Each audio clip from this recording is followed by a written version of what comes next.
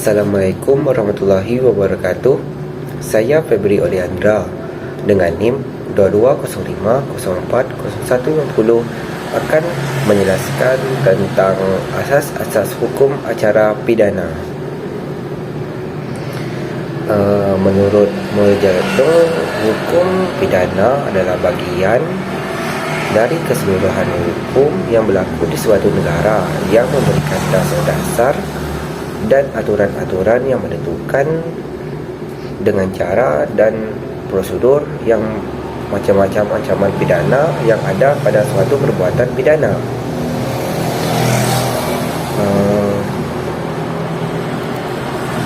Dari definisi menurut ahli tersebut dapat disimpulkan bahawa dalam arti sempit mengandung pengertian jika ada pelanggaran hukum pidana material, maka hukum acara pidana berlaku atau berfungsi. Dalam arti luas, hukum acara pidana merupakan ketentuan-ketentuan yang digunakan untuk mencari atau mendapatkan kebenaran yang lengkap. Kemudian tujuan hukum acara pidana ini adalah untuk mencari dan mendapatkan kebenaran material, melakukan penuntutan, melakukan pemeriksaan dan pemeriksaan keputusan, kemudian melaksanakan keputusan hakim. Kemudian asas-asas acara pidana. Ada bermacam-macam asas pidana. 1. Asas peradilan cepat, sederhana dan ringan. 2. Asas praduga tak bersalah. 3. Asas oportunitas. 4. Asas pemeriksaan pengadilan terbuka dan umum. 5. Asas semua orang diberlakukan sama di depan hakim. Kemudian asas peradilan hukum dilakukan oleh hakim kerana jabatannya tetap. Kemudian asas tersangka dan terdakwa berhak mendapatkan bantuan hukum. Kemudian asas aksusator dan insitator. Kemudian asas pemeriksaan hakim yang berlarangan lisan. Penjelasan yang pertama, asas peradilan cepat, sederhana dan ringan. Yang dimaksud dengan asas sederhana ini merupakan salah satu hal yang dituntut publik ketika memasuki proses pengadilan, yang menuntut agar mereka mendapatkan kemudahan yang digunakan dengan sistem. Dimaksudkan dengan sederhana, cepat dan biaya ringan ini adalah pemeriksaan dan penyelesaian perkara dilakukan dengan cara yang cepat atau efisien dan efektif, dengan biaya perkara yang terjangkau dan ramah di kantong.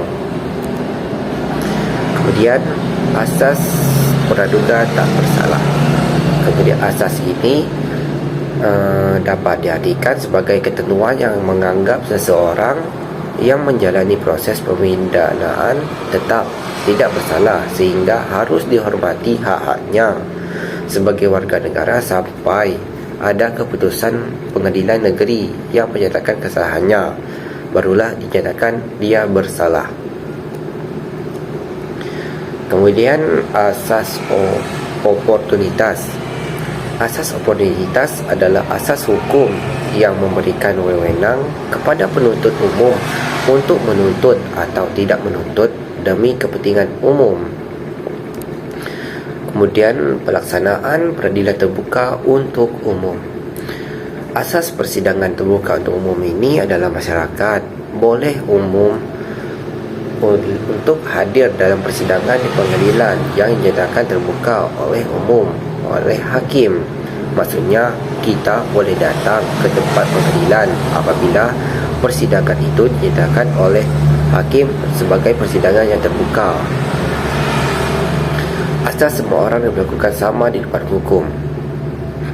Setiap orang berhak pengakuan atau jaminan, perlindungan dan kepastian hukum yang adil serta perlakuan yang sama di depan hukum. Hukum tidak boleh membedakan siapapun itu, apapun jabatannya, apapun profesinya. Asas peradilan dilakukan oleh hakim kerana jabatannya tetap. Asas ini berarti bahawa pengambilan keputusan hakim salah tidaknya terdakwa dilakukan oleh hakim kerana jabatannya dan bersifat tetap. karena hakim-hakim tersebut diangkat oleh kepala negara secara tetap. Kemudian asas tersangka dan terdakwa berhak mendapatkan bantuan hukum. Asas berhak mendapatkan bantuan hukum bagi tersangka dan terdakwa adalah suatu upaya secara filosofi yang melindungi hak asasi manusia dari diri tersangka maupun terdakwa dalam suatu perkara untuk memperoleh bantuan hukum dari seorang penasihat hukum. Asas akusator dan insikator. Asas akusator mempunyai arti bahawa menempatkan kedudukan terdakwa sebagai subjek pemeriksaan. Terdakwa tidak lagi dipandang sebagai objek. Sedangkan pemahaman dalam asas inquisitor, terdakwa dipandang sebagai objek pemeriksaan. Asas pemeriksaan hakim yang langsung dan lisan. Asas ini yang berarti hakim yang langsung dan lisan, artinya iaitu dalam acara pemeriksaan pengadilan, pemeriksaan dilakukan oleh hakim secara langsung kepada terdakwa dan saksi. Kemudian yang terakhir, pihak-pihak dalam hukum acara pidana. Dalam proses pelaksanaan hukum acara pidana, terdapat pihak-pihak yang turut serta, iaitu ada 4. Yang pertama, tersangka dan terdakwa. Kemudian kedua, penuntut umum. Ketiga, penyidik dan penyelidik. Keempat, penasihat hukum. Asas-asas hukum perdata. Dimulai dengan pengertian hukum acara perdata menurut Profesor Dr. Sudikno Martokusumo. Hukum perdata adalah hukum yang mengatur bagaimana caranya menjamin ditaati peraturan hukum perdata material dengan perantara hakim atau peraturan hukum yang menentukan bagaimana caranya pelaksanaan hukum perdata material. Kemudian asas-asas hukum acara perdata ada 8, iaitu 1. Hakim bersifat penunggu. 2. Hakim bersifat pasif. 3. Persidangan terbuka untuk umum. 4. Mendengarkan kedua belah pihak. 5. Keputusan harus disertai dengan alasan. 6. Beracara dikenakan biaya. 7. Tidak ada keharusan mewakilkan dalam beracara. 8. Peradilan secara sederhana, cepat dan biaya ringan. Saya akan menjelaskan salah satunya. 1. Hakim bersifat menunggu, yang berarti mengajukan tuntutan adalah hak pihak yang berkepentingan. Hakim bersifat menunggu datangnya tuntutan yang diajukan kepadanya. Namun, sekali datang perkara diajukan kepadanya, hakim tidak boleh menolak untuk memeriksa dan mengadilinya, meski dengan dalih hukum yang tidak dan kurang jelas. Kemudian, hakim bersifat pasif. Berdasarkan ketentuan dalam pasal 4 ayat 2 Undang-Undang Nomor 48 Tahun 2009, hakim hanya membantu para pencari keadilan dan berusaha mengatasi segala hambatan dan rintangan untuk dapat tercapainya peradilan cepat, sederhana dan biaya ringan. Kemudian 3. Yang ketiga, persidangan terbuka untuk umum. Ketentuan pasal 13 ayat 1, asas ini bertujuan untuk memberi perlindungan hak asasi manusia di peradilan sehingga terjadi pemeriksaan yang adil dan objektif. Masyarakat boleh menyaksikan jalannya persidangan yang terbuka untuk umum kecuali ditentukan lain oleh undang-undang dan persidangan dinyatakan dan bukan tertutup, maka tidak boleh dilihat. Kemudian mendengarkan kedua belah pihak.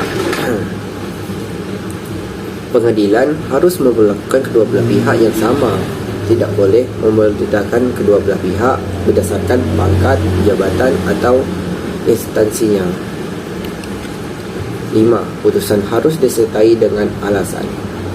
Pertanggungjawaban hakim dari putusannya terhadap masyarakat, para pihak, pengadilan yang lebih tinggi, ilmu hukum sehingga oleh karenanya mempunyai nilai yang objektif. Yang ke-6, beracara dikenakan biaya. Biaya perkara ini dimaksudkan dipakai untuk biaya kepanitiaan, biaya panggilan, biaya pembentukan, biaya materai dan lain-lain biaya yang memerlukan seperti biaya pemeriksaan setempat. 7. Tidak ada keharusan mewakilkan dalam berbicara. Hakim tidak mewajibkan para pihak untuk mewakilkan penyelesaian perkara kepada orang lain. Dengan demikian, pemeriksaan di persidangan secara langsung terhadap pihak yang berkepentingan. Kemudian yang terakhir, peradilan secara sederhana, cepat dan biaya ringan. Asas hukum acara perdata ini tercermin dalam undang-undang. Pemeriksaan dan penyelesaian perkara dilakukan dengan cara efisien dan efektif. Biaya harus ringan, yang berarti harus bisa dijangkau oleh masyarakat, namun tidak mengesampingkan kecermatan dalam mencari kebenaran dan keadilan. Sekian yang saya dapat sampaikan. Saya tutup dengan wabillahi taufik wal hidayah. Wassalamualaikum warahmatullahi wabarakatuh.